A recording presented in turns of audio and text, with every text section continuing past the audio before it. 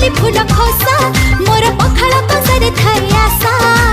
12 मासे 13 ओषा भारी मिठा आम भाषा तापरे आउ